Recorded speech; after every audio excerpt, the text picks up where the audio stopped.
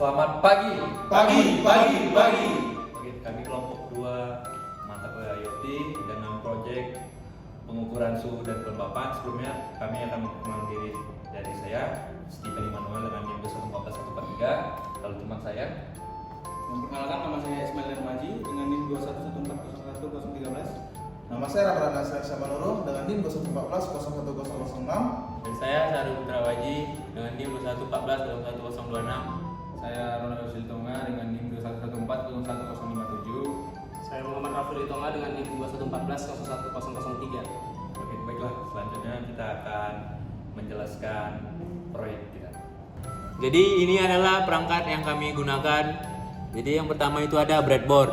Breadboard ini fungsinya untuk menghubungkan antara beberapa sensor-sensor yang ada pada perangkatnya. Kemudian untuk tempat merakit. Selanjutnya itu ada ESP8266. Jadi ESP8266 ini adalah modul WiFi-nya, yaitu untuk mengkoneksikan internet dari perangkat ini. Selanjutnya itu ada DAT11. Fungsinya ini adalah untuk mengukur suhu dan kelembapan. Kemudian itu ada IR sensor. IR sensor ini untuk mendeteksi objek dari objek terdekat dari perangkat ini. Selanjutnya yang terakhir itu adalah kabel jumper. Kabel jumper ini menghubungkan beberapa sensor yang tertanam pada breadboard. Baik, selanjutnya saya akan menjelaskan bagaimana kelistrikannya. Jadi di sini sudah ada terdapat board dan juga ada kabel jumper. Di sini kita bisa lihat pada boardnya. Di sini ada logo positif dan di sini ada logo negatif. Jadi pada kabel jumper ini untuk dayanya di sini ada warna merah, ada warna kuning, ada warna biru dan juga warna hitam. Jadi di sini kita lihat terlebih dahulu pada warna kuning ini menuju kepada board ISP-nya di pin 3V. Lalu di sini warna merahnya menuju kepada DST-nya. Lalu di sini ada kabel hitam. Kabel hitam ini menuju ke ESP-nya itu di bagian D5. Dan terakhir di sini ada warna biru. Warna biru ini menuju kepada DST-nya juga. Lalu kita bisa pindah ke bagian sini. Di sini pada bagian ISP-nya itu di sini pada pin D1. Di sini disalurkan untuk IR-nya. Lalu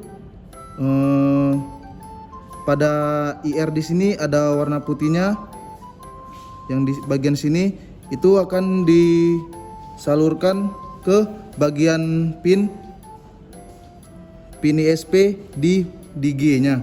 Lalu yang terakhir di sini ada kabel ungu pada ISP 3V itu dialirkan ke IR-nya. Mungkin sekian saja yang bisa saya sampaikan. Terima kasih. Baik, kali ini saya akan mencoba untuk menjelaskan tentang Blink Cloud-nya. Oke, jadi kita setelah masuk ke dalam Blink Console-nya, setelah kita daftarkan pakai akun kita dari Google juga bisa, kita bisa ke Developer Zone. Di Developer Zone kita bisa create new template. Di sini kita bisa buat namanya. Kita contoh namanya project. Itu kita bisa definisikan hardware kita.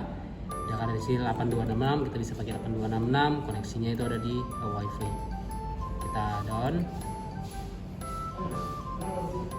Tunggu sebentar untuk proses pembuatan template-nya. Oke, setelah muncul template-nya seperti ini, kita bisa langsung tekan saja dan lalu kita bisa configure. Pertama dari data stream, kita bisa edit data streamnya. Kita add new data stream. Itu ada pakai virtual pin. Di sini kita bisa contoh misalnya tadi pakai DHT 11 gitu. Lalu pin 0, lalu ada integer kita ganti double supaya nilainya bisa ini. Oke, ini maksimalnya 1, 2 saja. Ini 2 di belakang koma artinya gitu. Oke, kita bisa create lagi. Nah, ini contoh aja kita buat dia di sini. Setelah kita buat di data stream, baru kita bisa buat ke web dashboardnya. Di web dashboard kita bisa pilih Untuk gambarnya itu adalah ini gauge. Untuk template-nya ini. Oke. Nah, di sini kita bisa setting. Lalu di choose data stream, kita pilih di HT11. Nah, ini ketika dia udah seperti ini, kita save. Ketika di save, nah berarti dia sudah siap untuk digunakan. Nah, kita bisa tambah satu lagi untuk IR sensornya. Tapi untuk pada project kali ini itu adalah demo tadi bagaimana pembuatan template-nya. Sebenarnya semuanya sama saja. Jadi, kita save dulu. Nah, tapi untuk kali ini, nah sini udah ada untuk ininya. Tapi untuk kali ini kita menggunakan template yang sudah dibuat saja. Ini sudah tim buat, namanya IoT DHT11. Dia data streamnya itu menggunakan suhu dan kelembapan di pin 0 dan pin 1. Lalu data type-nya double dan integer, unitsnya Celsius dan persen, maksimal 100 dan lain-lain. Dan di web dashboardnya juga dia sudah seperti ini, jadi suhunya kelihatan dan juga kelembapannya kelihatan. Jadi data ini template-nya sudah terhubung juga di perangkat kita, karena di sini kita bisa lihat dia udah online gitu, berarti dia udah terhubung. Jadi itu tadi bagaimana caranya pembuatan template untuk di Blink Cloud-nya. Oke, selanjutnya saya akan menjelaskan bagian program untuk Arduino-nya. Nah, jadi di sini ada yang pertama untuk AutoCAN dari Blink tadi, name dan ID-nya. Kita akan pastenya ke sini.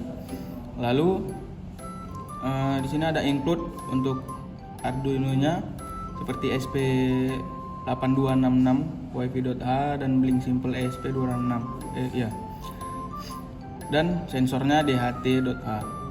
Lalu untuk membaca AutoCAN-nya tadi, kita di sini bisa membuatnya char out dengan membaca Blink AutoCAN-nya. Lalu sini untuk masukkan nama Wi-Fi dan selanjutnya password Wi-Fi. Di sini kita menginput sensornya juga dengan DHT, pinnya di D5, lalu DHT tab-nya DHT11. Nah, selanjutnya ini ada void send DHT sensor. Lalu ada sensor H dan sensor T di sini.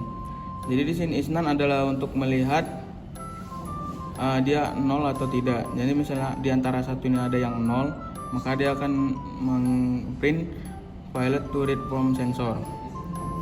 Lalu di sini kita menginput Blink virtual weight-nya P0 dan P1 untuk P0-nya itu T, P1-nya H. Lalu dia ke suhu dengan mengeprint datanya dari sensor itu T dan kelembapan itu H. Nanti jika T-nya lebih besar dari 60, dia akan menampilkan suhu di atas 30 derajat Celcius. Lalu untuk send frame sensor, jika dia low, maka dia akan menampilkan suhunya meningkat.